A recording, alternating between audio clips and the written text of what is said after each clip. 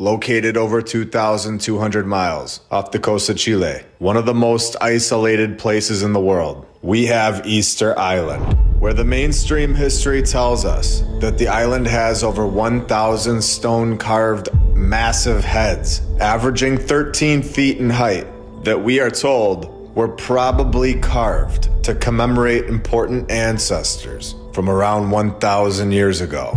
Probably. Maybe. And I probably have some questions, and we're probably gonna shred this narrative. When self-proclaimed experts, people that were not there, just like you and me, these experts disagree with each other on when the island inhabitants first reached the island, while many in the research community think that they arrived in the year 800, 1,200 years ago. But the 2007 people think that they arrived in the year 1,200, 800 years ago, when those people in the 800s were, of course, master stone carvers out in the middle of the ocean, just to show appreciation to their ancestors, which we all do today, of course. So then the mainstream just skips hundreds of years ahead to the year 1722, leaving out a 900 to 500 year timeline gap, because nothing important happened for 900 years. And we have this fully documented. No. When 1722 hits, the Europeans arrive, of course, and find these 2,000 to 3,000 people living in the middle of the ocean. And this is when they basically kill them all and rewrite the mainstream history to what we read today. In my opinion, this 1722 date that we are given was more realistically closer to this 1877 date down here at the bottom, because literally 11 years later, in 1888, Chile annexed Easter Island by forcible acquisition over one's territory. So we have some very trustworthy things happening here. Lots of nice meetings, some great discussions, some murder, and some land takeovers. We have a group of people that now have complete and total control of the narrative. That seemed like a great bunch. A group that we should fully trust and go the extra mile for. And giving this answer would give you an A on your college social studies exam. It would also be ridiculous in the real world when we can clearly see that they have 100% drilled a lie regarding Easter Island into our heads since 1888. And this is when we take it up a notch. When in 2020 until 2022, for 2 years, they shut this place down to the public. Nobody could go in there for 2 years. And then from August to October, just 2 months after the island was reopened to the public, a forest fire burned nearly 148 acres of the island, causing irreparable damage to the stone statues, where a random arson is suspected, but will forever be a mystery. The swamp and their allies in Big Pharma know this. A healthy, energized population, it's way harder to control. That's why they unelected bureaucrats at the FDA and are working overtime to put NMN in the hands of Big Pharma and out of yours. A recent Harvard study, which you can check out right here, showed that NMN can help reduce weight, cholesterol, and even blood pressure in overweight adults. But don't just take my word for it. Here's Dr. Andrew Huberman, a neuroscientist, a tenured professor at Stanford University School of Medicine, talking about how they tried to take it away from us and patent it as a prescription drug because of its effectiveness. We were talking, I think last time we spoke about supplementation as it relates to, metabolic pathways. And one thing I've been tracking pretty closely is this whole, the NMN thing has now taken a I was going to bring it up direction. before we wrap this up. Yeah. So let's explain NMN for people. It's a precursor for NAD+. Right. NAD is critical to energy production in all cells, vital. And levels of NAD tend to go down as we age. It's an absolute requirement for cellular health and life. You need it. Some years ago, as David Sinclair came on this podcast and discussed that his laboratory is a tenured professor of genetics, Harvard Medical School, and other laboratories are starting to explore stimulating the NAD pathway as a tool for extending lifespan. You can't just take NAD, or you can, but it doesn't get into cells very easily. There are basically 2 ways that you can tickle this pathway, increase NAD. One is to take NMN. NMN could soon be a prescription drug that you can only get with a prescription. And then I think Metro International Biotech will likely hold the patent. I will say with NMN, a couple of things happened. First of all, energy, my recovery from workouts much better. I had to take it early day because it was giving me a lot of energy. I did notice like my hair and nails growing at a ridiculous rate. And then I came off it just as a control experiment, slowed down again. So it was really interesting. I think there's something there in cellular growth pathways. Interesting. And listen, for the next 48 hours only, Black Forest is doing something for the 4th of July that they've never done before. Buy one, get one free across the entire store. This is the biggest promo of the year. And on top of that, they're throwing in a free bottle of NMN with every single order. So do the math. Buy one bottle and you get one free, plus a free NMN. That's buy one, get two free. 3 bottles for the price of one. And I'm so happy I was able to get this promo code for you guys. So click the link in the description or the pinned comment before the 48 hours are up. And let's get back to the video. 2 months after they opened it back up, some random individual lights the whole island on fire. Really? And we have no idea who did this? What are the odds of that? Also, how much of this place is really something that can be ignited? These stone structures that are most likely bigger than we can see and just buried under the ground. And this fire doesn't make any sense at all when thinking logically, because they tell us that the fire was in an area where several hundred of these stone structures were, as well as the stone quarry where the stone used to carve the sculptures is extracted, lighting a bunch of stone on fire. Are we all following what is being said here? They're telling us that this random individual somehow ignited a bunch of stone. Do you understand how hard this would be? To go to this island in the middle of the Pacific Ocean and light the place on fire and get away with it. And is anybody surprised that there is now a fire narrative attached to these incredible statues? Yet another fire. And we know that stone is one of the worst options to throw into your bonfire. Have any of us successfully started a fire using just stone, grass, and dirt? There really aren't any trees on this island. In fact, I don't see one. It's basically grass and stone. So they destroy the main site where these massive stone structures came from. And then we can't forget that these people from the 800s were also able to carry these 1,000 replicas that weigh over 10 metric tons right on over to their ultimate resting place. Oh, did I say replicas? Do I think that this was an island filled with giants that were possibly killed off in 1888? Where we have clear evidence of the mud flood, even on a random island in the middle of the ocean, where it seems like a layer of dirt was thrown over the top of the entire map that we live on. Like the oceans rose up and brought mud with it, with the waters then going back down, but leaving the mud behind. And we have seen this all over, including in our Boots on the Ground playlist. Speaking of maps, are you ready to see this map that I found?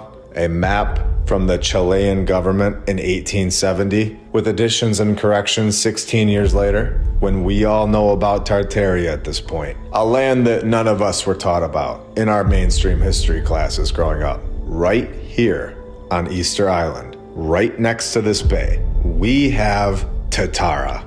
Has there ever been a bigger time in history that we have wanted to zoom in on a location on Google Earth and see what is there? I threw these two maps over the top of each other to line up the exact location for us. I lined up this bottom corner, this circular spot with each other, and then went from there. And it looks like we have located Tatara Easter Island, and it's time to have some fun, where we have just located the crowned statues and 2 massive mounds, where we all know about the mounds from our St. Louis episodes, where we have found the Monk's Mound that has a temple 2 feet under the dirt. Could these be massive temples under the grass, located in Tatara Easter Island, next to the line of crowned statues? If I was allowed to dig for treasure anywhere in the world, I think I know where I would go. And it's also so clear and obvious that since 1888, the mainstream history is 100% lying to us, manipulating us with false stories, because we all know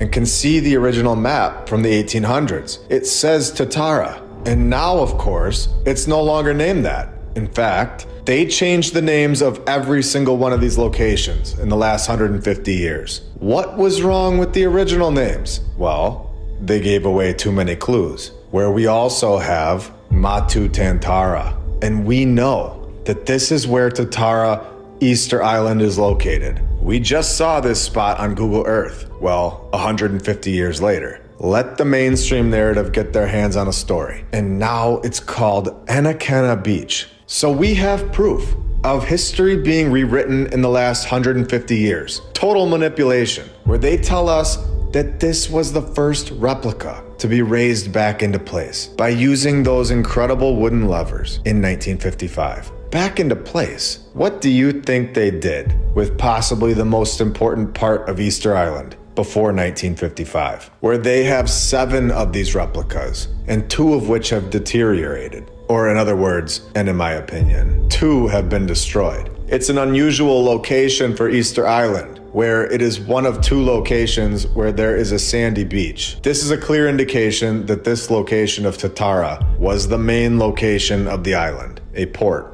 where these individuals were able to come and go to and from the island. The rest of the island is a rocky coastline, meaning that these were most likely man-made beaches. And this sentence is a clue for us to dig deeper, where they say that islanders read from these Rongorongo boards, where we have located possibly something incredible. These were seized, and most of these tablets were lost or destroyed in the 1860s. Unbelievable.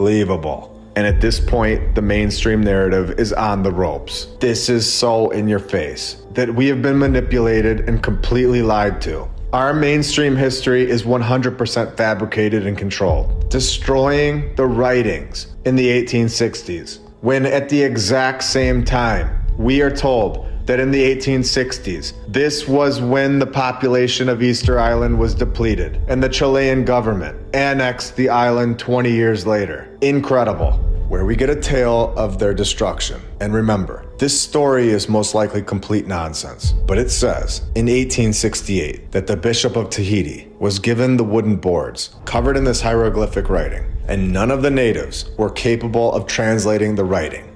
Well, they weren't capable because they were all dead from the Europeans, so of course they couldn't translate anything. And this is when we're told that they say they had hundreds of tablets 4 years prior and now couldn't find them, and the locals were dead, so they burned them as firewood. Could you even imagine the information that was destroyed and hidden from us in just the last 150 years? From the writings that we do have, they prove that the wood that had writings on it that were supposedly found at Easter Island weren't originally from Easter Island. In 2007, Catherine Orliak, through examination, proved that the wood wasn't from native land. It wasn't from Easter Island, showing that the wood was actually from South Africa, yellow wood, and therefore that the wood had arrived with Western contact.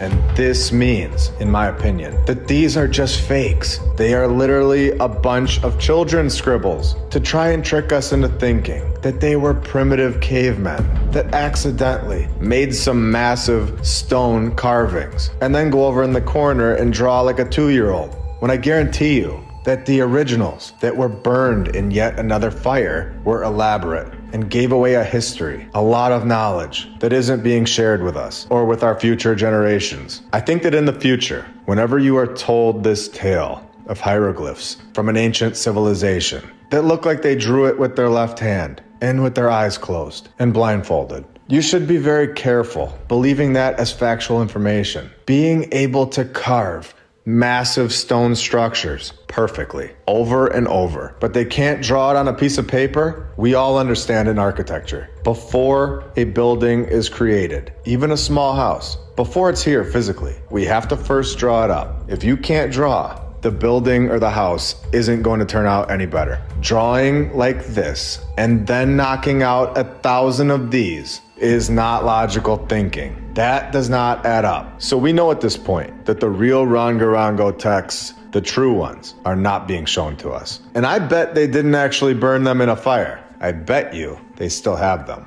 Oh, and one more thing about the 1860s. After they wiped these people out, they took one of these replicas back to London, where it has been described as a masterpiece. Yet they supposedly draw like 2-year-olds, where the name was given to it by the British crew that took it, translating to stolen friend. Incredible. And it's time for possibly the best part. And to tie this whole thing together, here we go. I have located an article from the 1964 Oregon State Daily Barometer, uncovering some information that should make this episode one to remember, where we know that the Tartarian Empire was located in Central Asia. And we also see this on many maps, where we also know that Easter Island holds possibly the most important part of the island, named Tatara. And then we have this article from 1964, where it reads that Easter Island has caused worldwide disagreements over its origins of people. Some experts believe they came from Asia, which would tie them directly to Tartaria, which I normally don't agree with what the self-proclaimed experts have to say. But the article goes on to give us a second option of where these people came from, where the others claimed that South America was where they came from 1,000 years before them. And we all know which narrative was chosen to be taught to us today, and it wasn't the Tartaria connection one. Now, both may be false, but one connects the story, and that's the same option that was left out of the storybooks that we are all taught today. And we're about to expose something that is 100% not shown to us in the mainstream history. A place that 99% of us have never heard of. That's in an article from over 100 years ago. And this is when the article tells us that when these were first discovered, they appeared to be heads above the ground. However, after excavation, some were found to measure 40 to 50 feet long, or taller than a 4-story building. And somebody was asking the right questions in 1964. When they ask, how were these carved, transported, and erected on a secluded island without metal or trees? And I think we know now that there was a much more advanced, most likely, much bigger group of people that were here before us. And I don't believe it was that long ago. 50-foot tall giant statues, over 1,000 of them, and in my opinion, replicas. Absolutely incredible stuff. And this goes even deeper, where a 1925 article from the Courier Journal gives us a map of a massive land called Mu. Where have any of us heard or seen a land called Mu? And it says the map is showing the supposed position and extent of Mu after Hawaii and Easter Island had been separated from it, where people migrated to Mexico and over to Asia. It also goes on to say the crosses on the map are the locations of stone monumental remains of the land of Mu. Okay, so we definitely know that there was more land here. And this is about to get really interesting when it reads, in this land of Mu, according to Colonel Churchward, this was the Garden of Eden, the spot where Adam and Eve of mankind's beginnings lived. Now it tells us that this information is coming from ancient tablets, where he and an East Indian temple custodian have succeeded in translating, and this all coming to us in 1925. So 7 years later, in 1932, we have the San Francisco Examiner also mentioning this continent of Mu, giving us another map. Now, whether we believe that this continent was real or not, this is still information. When I find something that could give us clues for the future, I am not going to withhold it from everyone. That being said, this would make a lot of sense, since there is a massive amount of space between the Americas and Asia, Australia, in the Pacific Ocean. If this land was there, I don't believe that it was 13,000 years ago like they're telling us. I would say it's much closer to our timeline, and possibly sank when the mud flood worldwide took place. And this would definitely explain why they are finding these massive stone structures and pyramids under the water, and would explain where the Mayans came from and why they have stories regarding the destruction of Mu. And in this article, it goes even deeper into this narrative, where it tells us that this colonel went to central India and met with a high priest in a temple school monastery, where the priest in the 1800s showed him some extremely ancient tablets, which had been hidden for thousands of years in the temple vaults, proving, in my opinion, that these groups of people hold the knowledge. They know our true history and are 100% hiding it from us. The mainstream history that we are all told today, in my opinion, is a totally different narrative than what really took place here. And within this same article, we are told that an American archaeologist discovered in Mexico the ruins of 3 great cities. The city was covered with a foot of earth. And at the bottom of the article, saying that it was destroyed by a flood, showing more evidence of a worldwide mud flood, like we have mentioned. And we all know about Plato and how he mentioned the land of Atlantis. So I went and found a final article for today, an article that may give us a much clearer idea of where Atlantis really was and what it was really called. An 1899 article predating the 1925 article by 26 years from the St. Louis Globe. As we zoom in on this paragraph, we can see that it says that a doctor has spent 12 years in Yucatan studying the Maya language and digging among the ruins, where he has made some famous finds, where he says that the Mayans had the original Isis, the original Osiris, and the original Sphinx.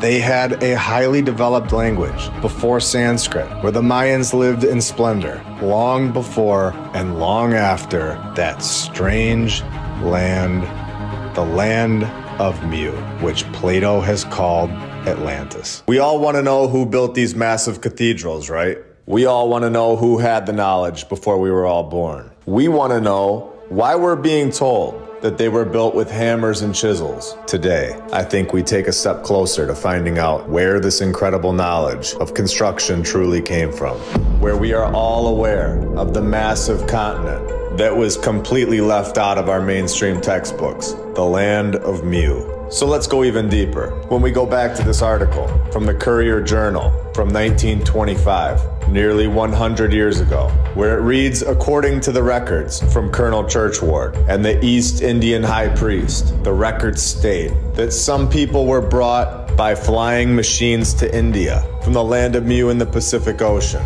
The records say that Mu was the motherland of man. In Mu was the Garden of Eden, where they had cities, where they learned to build palaces of marble. They acquired the skill to quarry gigantic blocks of stone and to transport them long distances and to carve them into human faces. Like we saw in episode 60 in Easter Island, where the records say that the people of Mu navigated the air and had ships where they sailed to far distant lands with rich cargo. And now that we know all of this, I want to show a few things. First of all, this is showing that the technology of flight has been here before, where the Wright brothers' story, creating the first plane in the 1800s, would be a massive lie, where they have this information stored and giving it back to us slowly, as we have discussed. Secondly, they mention in the tablets that the land of Mu was in the Pacific Ocean. The Pacific Ocean has been named the Pacific Ocean for 13,000 years? Or was the land of Mu here much closer to our timeline? Or is there more land? Not the entire continent, obviously, but are there other lands, possibly bigger than Easter Island and possibly bigger than Hawaii, left over from that cataclysmic event that are still here today and simply hidden from our maps and our flight paths, where our current day planes could simply just be flying around that area, where these hidden islands could be, hidden knowledge, where our flight paths are just circling it, the Garden of Eden, the place where humans had cities, where they learned to build palaces of marble, and learning all of the construction skills that we are all asking questions about worldwide today. We are all wondering who built these cathedrals. We all know at this point that the horse and wagon community did not hire Donkeys Incorporated in the 17 and 1800s to chisel away at some stone and marble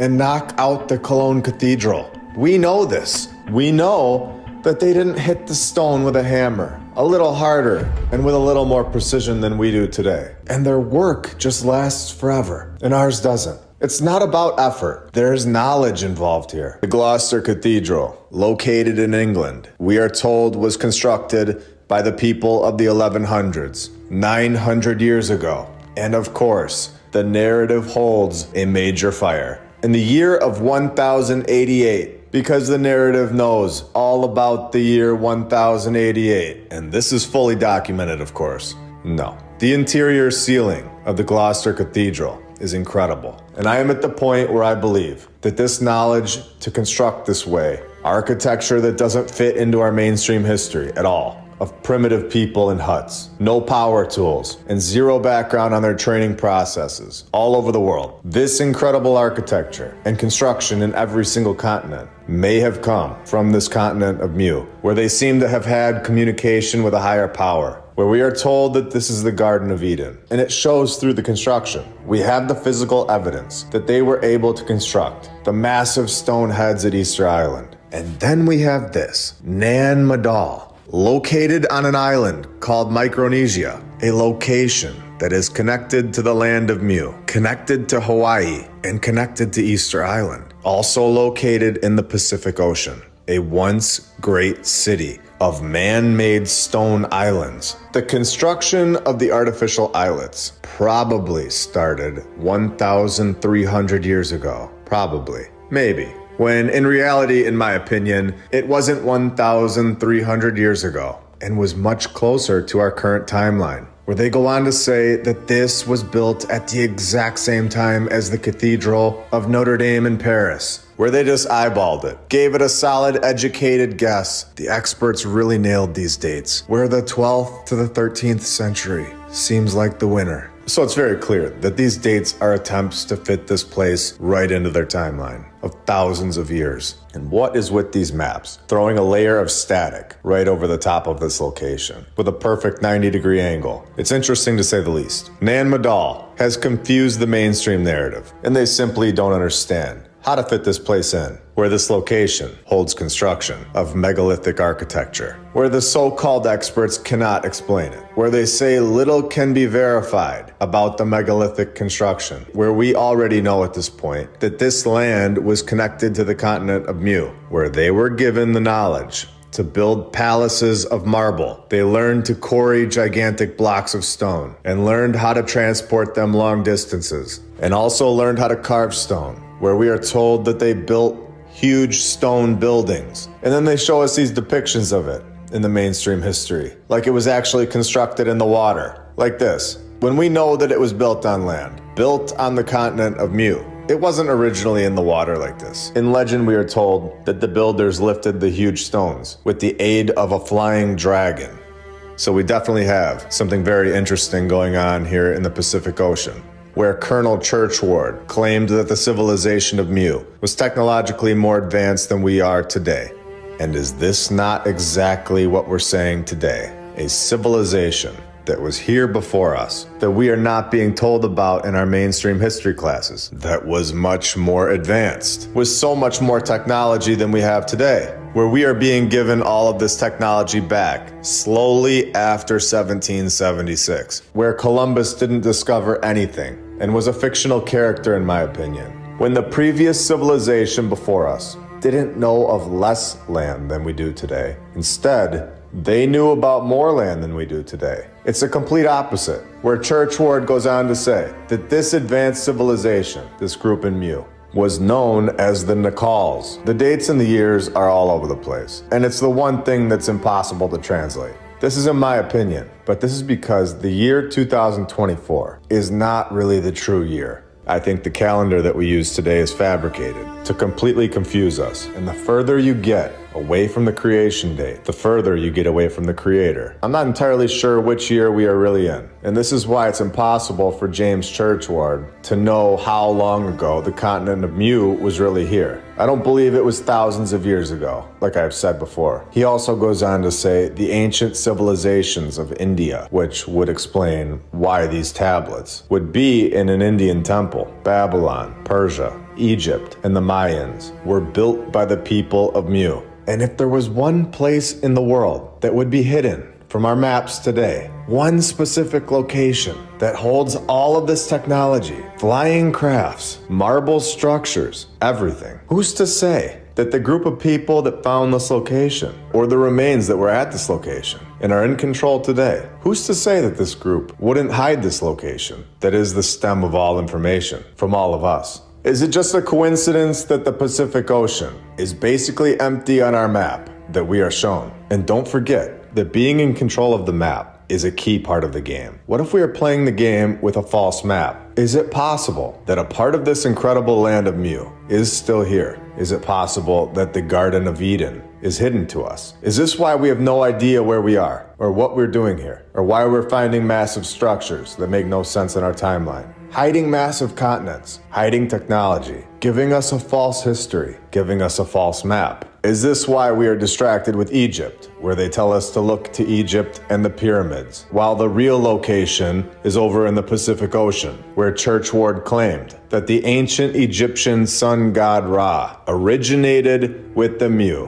where Ra was the word which the Nacals used for sun, as well as for their god and rulers. Now, again, this is all information that we can hold on to for the future while we go further into this research. Finding a continent that's conveniently no longer on our map, where they were able to construct massive structures, had incredible technology, and would explain the pyramids in Egypt, is something that I cannot keep to myself. Church Ward had two major critics, and neither of them actually ever read the tablets that Church Ward did at the Indian Temple, where we have Curtis Wilgus, a historian who taught at George Washington University, where he organized and directed the Center for Latin American Affairs and also organized the school's annual Caribbean conferences. So this guy was locked in and knew all about these tablets, where the Caribbean conference organizer guy tells everybody that Church Ward's research was the strangest of fiction. It was pure imagination, based on everything that he learned over at the annual Caribbean conferences. And that's exactly how Curtis aced his college exams, by asking 0 questions and receiving 3 mainstream college history degrees,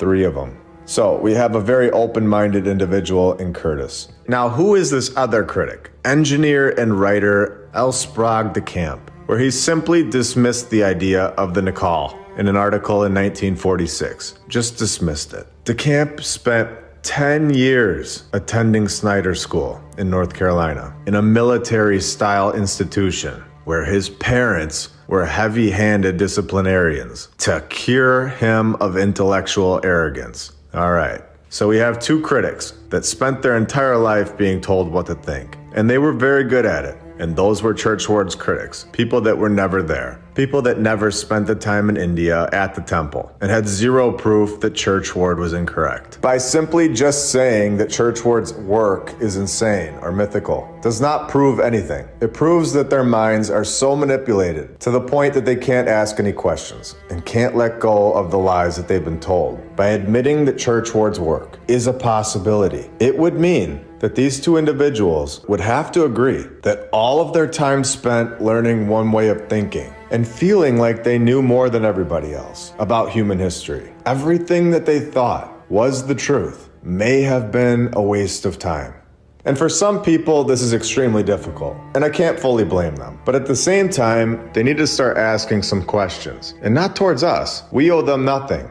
We have taken a total of $0 from them. We are simply asking questions about our past. These questions should be directed towards the people, the institutions that have taken thousands of dollars from them. We are simply trying to find the truth at all costs. If a massive continent of Mu is truly out there, or even parts of it, hidden within the information that is provided, a place with marble structures and hidden technology, a hidden past, and possibly an explanation as to why these massive structures all over the world, in all of our cities, and possibly the location of the Garden of Eden. I want to know about it. Now that we know that there are basically 0 critics of James Church Ward's work, and we have records from 1925 that James Church Ward learned more than just hidden history. He also learned, in my opinion, hidden technology from the previous civilization, where James Church Ward owned over 100 patents. Now, I want to go even deeper. James was a soldier. He was stationed in India, where he became close friends with an elderly monk from a nearby temple, where these documents were in a secret archive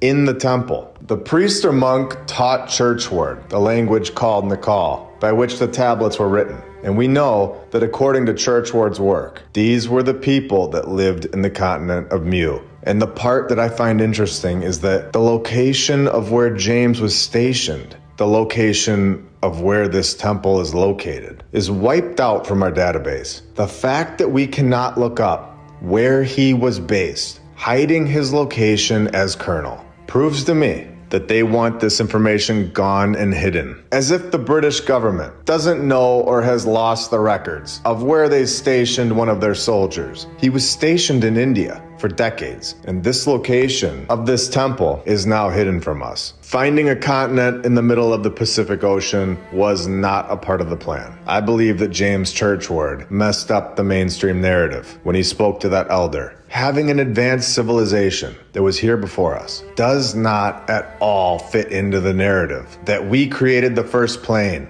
the first train, the first car, the first phone, TV, the light bulb, and the rest. All in the 1800s. It would make sense that all of our worldwide technological information would all stem from the Garden of Eden, or in other words, the beginning place. A branch off to Egypt, India, Mexico, Asia, and the rest of the world. Having an advanced civilization that was here before us does not fit into the narrative that today we have the best construction processes. And it honestly disproves the evolution theory. It shows that we are not evolving and advancing. We are simply growing as we are allowed to grow. We are as advanced as we are allowed to be. And this is what James Churchward proved. And this is when this article clears up a lot for us. When James did not go to India with the intentions of learning any of this information. He was stationed in India and was in charge of the old priest. James was in charge of the priest. This was his role. This priest was one of the three most highly learned priests of India.